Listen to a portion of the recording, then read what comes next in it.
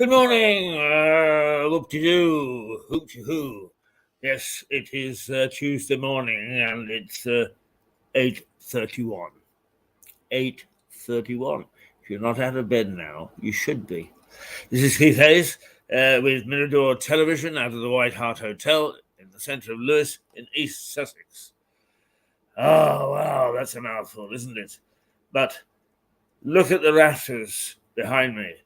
Those are so old, you have no idea. 500 years old, in fact. And that's how old this hotel is. And that's how old the environment is for this broadcast. Mirador may be ancient, but by golly, it's innovative. We do things that others don't.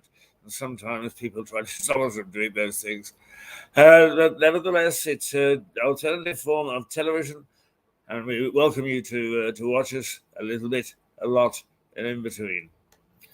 First of all, what we normally do at this time is we go to the front pages of the newspapers and we take a look to see what's going on in the world. Then we take a break of about half an hour. We come back with some feature stuff. Normally, what we try to do is to look back at what happened in this town and some of the important things that we should be grateful for and that occurred on our doorstep right here. For instance, if you thought that democracy started in Athens, think again. It did not. It started in Lewes. It started no more than, a quarter of a mile or so from here.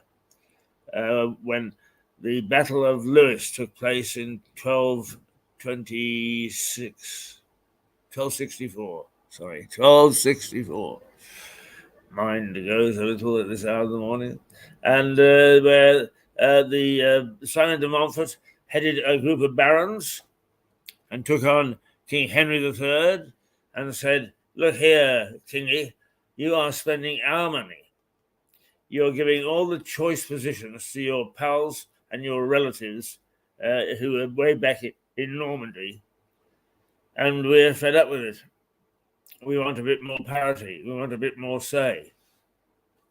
And so the king said, "Bugger off." And de Montfort said, "No, I won't." And with something like a 3-1 margin in terms of the number of people on which side, took on the king and beat him. And so the first parliament of representation, not quite the way that we would see it today, but nonetheless a great step forward, first parliament of representation took place in Westminster the day after that battle in May to establish the fact that the king did not have divine right to rule. So that's how the hell did I get onto that? Oh, never mind. It's of interest because that is Mirador, and that's where it's based, and that's its environment. Is a bit of democracy goes a long way, and you can tell your pals it started here in Lewes, and not as presupposed in Athens. So there you go. Woof, woof, woof. Right, okay. That was a good rant, I think. Was it? Yes, it was a good rant. Now, let's turn to the news and the front pages. The Times, the Prime Minister plans a cap on the number of refugees. This has been a controversial point, and I will give him this, is if he sticks to it, Rishi is trying hard to do something. And of course, the moment that in this parliament, it doesn't matter whether you're talking about the opposition or whether you're talking about the government or you're talking about the people in between. The moment somebody tries to do something is, "No, you can't do that. Oh, you run into trouble with that. Oh dear, oh dear, oh dear, oh dear." There is nothing positive about this parliament. Nothing. Nobody says, "Hey, we need to do something about this. Let's do it." The moment that somebody says this is a problem, let's actually take a look at it and see whether we can come up with a decent solution, is everyone, you can't do that, you won't get that through. For God's sake, we actually pay you to sit in that parliament to actually address the issues. And if you can't actually get behind some of these, at least to discuss sensibly some of these initiatives, then get out. Hand in your resignation. Don't wait for the next election. Yeah. It is not right and it is not proper for you to play up the way that you do. All 650 of you. Incidentally, I think that we got a few key ministers and so on coming our way into this in the next little while. Oh yes. Right. So the Times, the PM plans an annual cap on the number of refugees. So here's the plan. The government plans to reduce the number of people entering the UK by crossing the channel in small boats. The Times says that under the plans, there will be a cap on overall refugees, and the Home Secretary will have a legal duty to remove almost all asylum seekers who enter the country on small craft. The paper adds that duty will take precedence over human rights and modern slavery culture. So in other words, what they're saying is there's nothing else on the statute books at the moment. This is going to take precedence. Oh, you can't do that, cried the Liberals. Oh dear. Daily Mail. We will push human rights law to the limit.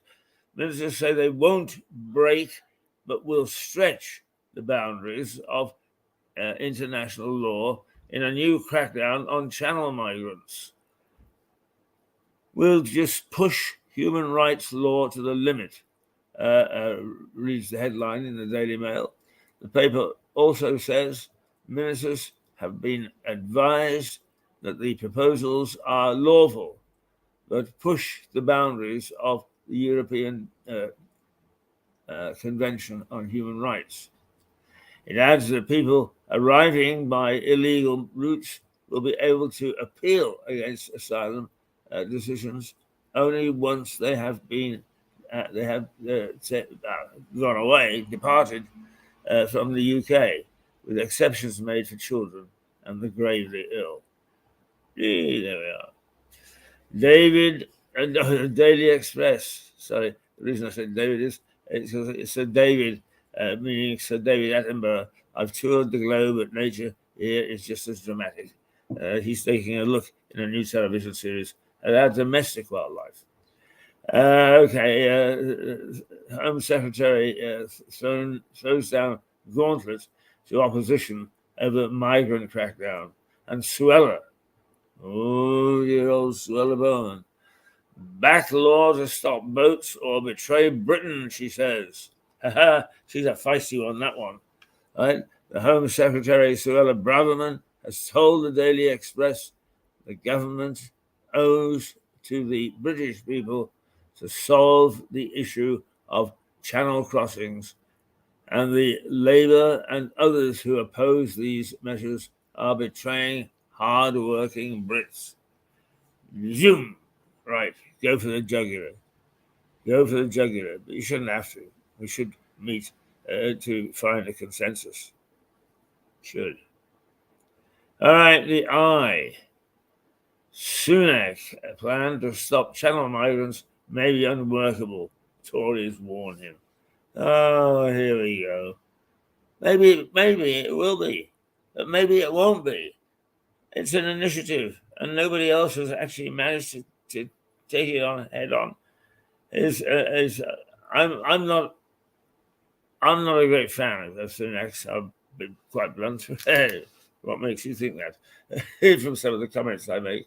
But he must be given a fair chance to try to see if he can make this work. And if the other lot, those people that aren't his supporters and therefore are his enemies, don't like it, they at least should get behind in a national push to try and find a solution. Yes, sir. The Daily Telegraph, a block funds for MPs who don't toe the line on lockdown.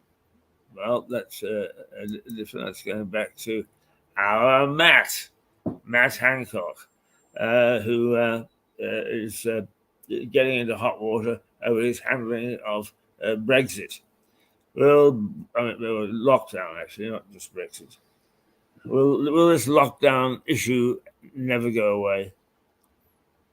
It's done and dusted, and it's about time that we had some real debate and some real action on lockdown. And that's what the Daily Telegraph is all about. What it's saying is former Health Secretary Matt Hancock discussed blocking funding for a disability centre in order to persuade a Tory MP to back lockdown restrictions. The note was discussed in some of the heritage, which said, to an aide about taking plans for the centre off the table if James Daly, MP for Bury North, went against the government on a key vote. I don't quite know what that's about. Well, I do know what it's about. It's basically it's Matt fumbling the ball in terms of lockdown. Family's double tragedy, it says. The Metro reports that 21-year-old Eve Smith, one of three people whose bodies went undiscovered for days after a car crash near Newport early on Saturday morning, is the second daughter her family has had to read tragedy as quickly as possible. Right. What this story is about is that the police and the whoever was involved in the accident and so on are all getting away with it at the moment, and nothing much is happening. And it's the girl who was in a car crash near Newport, and the police didn't find her body and those of her two cohorts until half hour had arrived. And incidentally, it's 8:45 for those of you who like to note such things. And what we are talking about is the mishandling and the headlines of just about everybody when it comes to this migrant business. Shall we take a little brief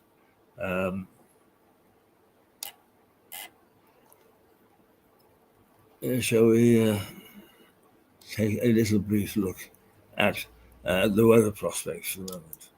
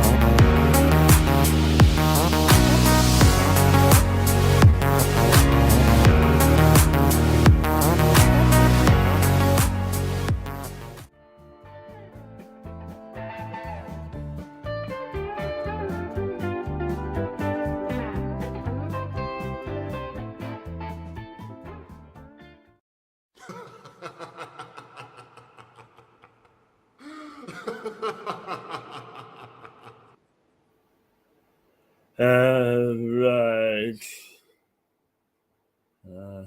Sorry. There we are. Yep, here I am. The weather forecast is today is going to be well, it's going to be cooler, but it's a gentle breeze and a little bit of rain around.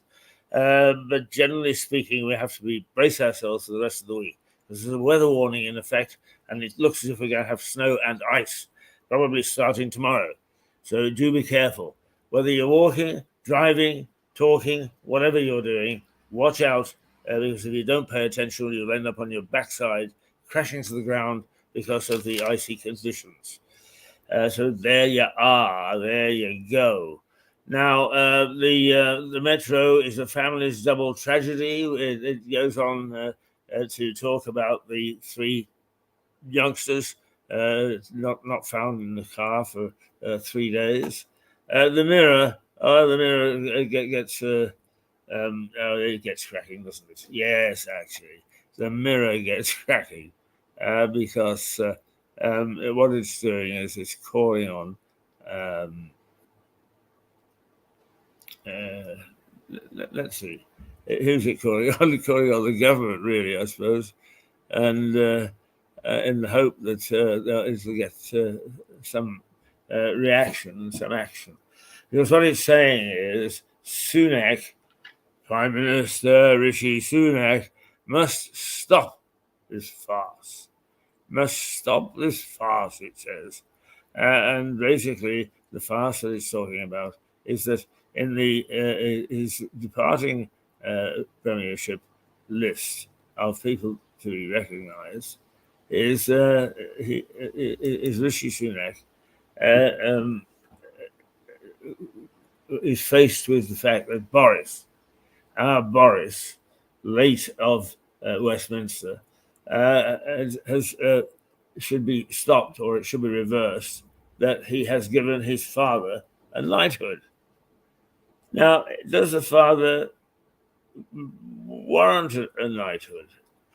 I had lunch with him, late lunch, at the beginning of, it's just about a year ago. Yeah, just about a year ago, I think. And he's a charming man, an interesting man.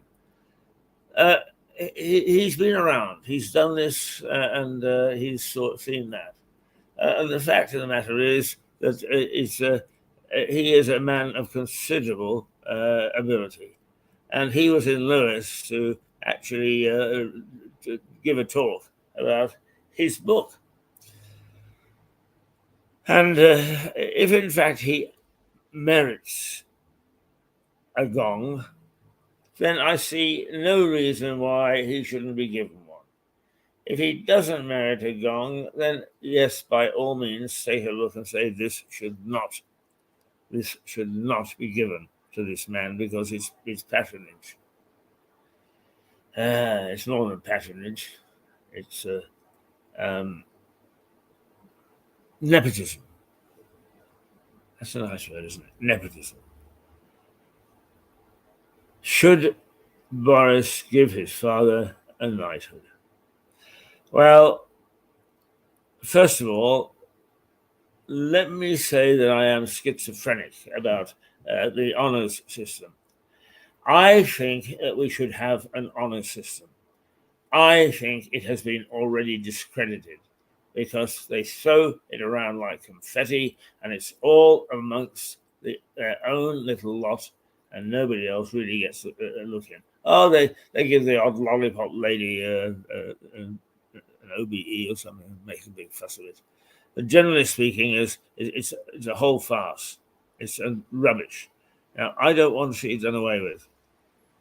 But I do recognise that, like a lot of other things, it's reform.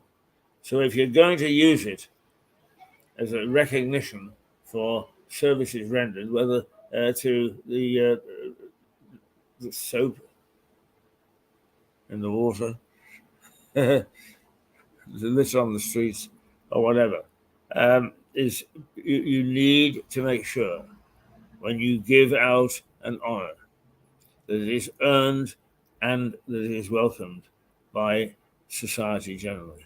And if it doesn't, toss it out. Toss it out.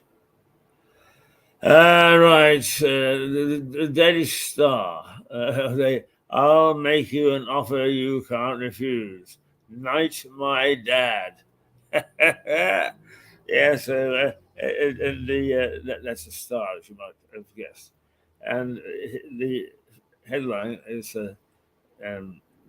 they are not a headline at all, not a strapline.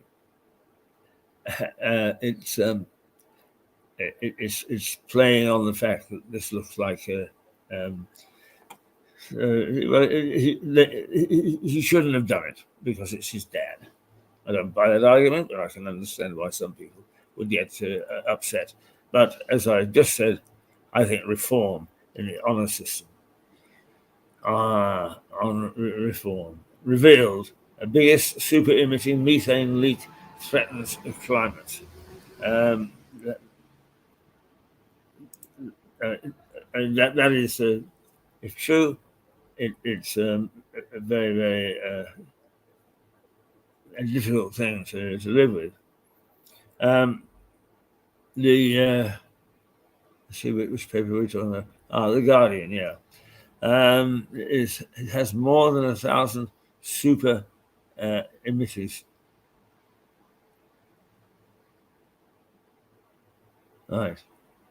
More than 1,000 super emitters gush the greenhouse gas methane into the atmosphere in 2022. The paper says that the worst case scenario is that a single leak gives off gas at a rate of 7 p.m. And is a rate equivalent to running 67 million cars, and that makes enormous repartee. Anyway, it's all going to stay standard. It's going to stay the status quo as far as the Guardian is concerned. So it just more or less the same way as it did. And the Financial Times, Speaker McCarthy meet to discuss Taiwan's leaders in the United States in order to the US to avert Beijing backlash. Not sure that I explained that very well, but there we are. Okay, that's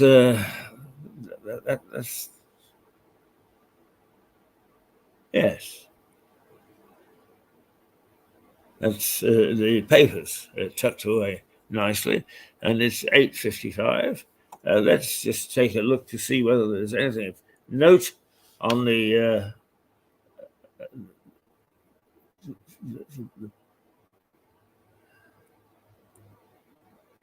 now.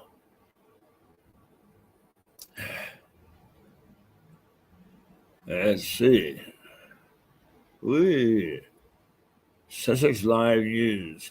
A completely innocent dad and family man killed in an attack in a rural lane. This business of violence in the streets and the outdoors is really becoming. Nobody is totting up these little stories.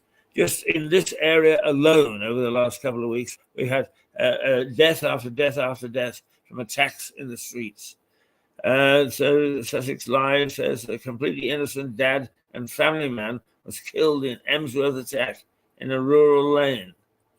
A man from Hambrook, which is near Chichester, has been sentenced for the manslaughter of a devoted dad in July last year. The victim, 47-year-old Stephen Harrington, was found with a serious head injury along Marlpit Lane in Elmsworth.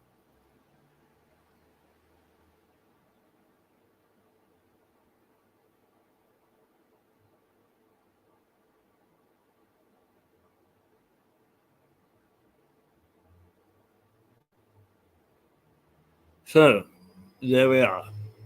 That's. Is there anything else?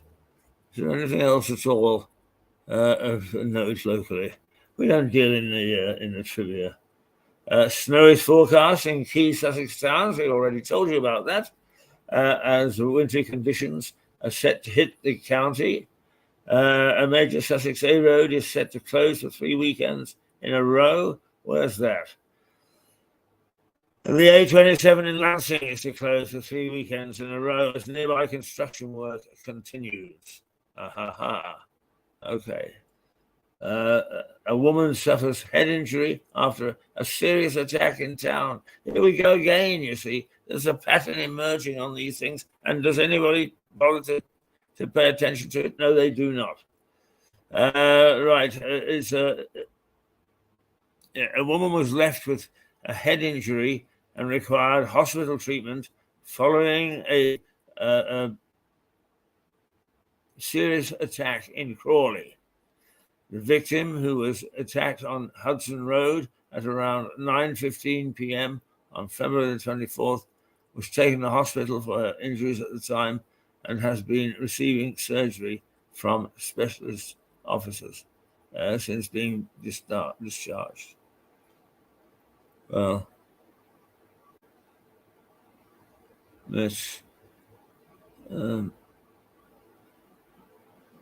it's the Met Office's warning, which we mentioned to you.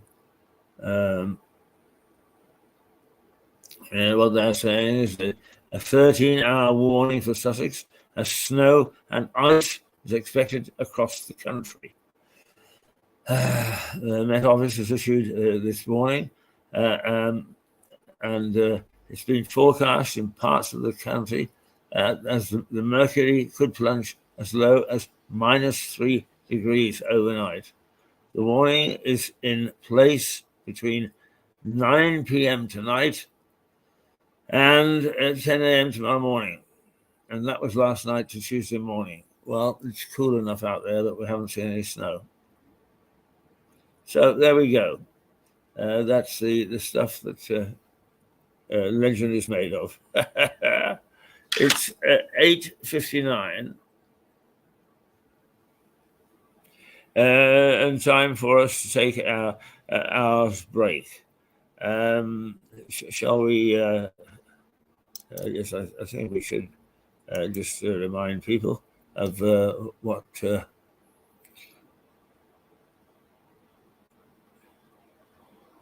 we go. Weather Tuesday.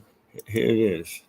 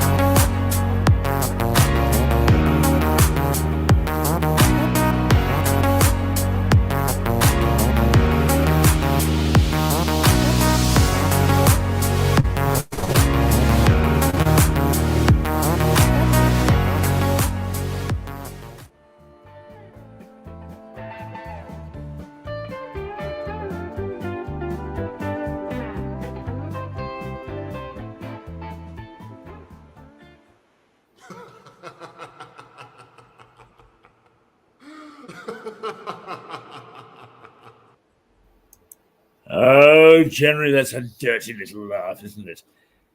Is there anything to laugh about this morning? Never is, but by the same token, by the time that we've finished, we find something to make us chuckle, something to make us realize just how absurd our life is, and that absolutely absurdity is what we should be enjoying.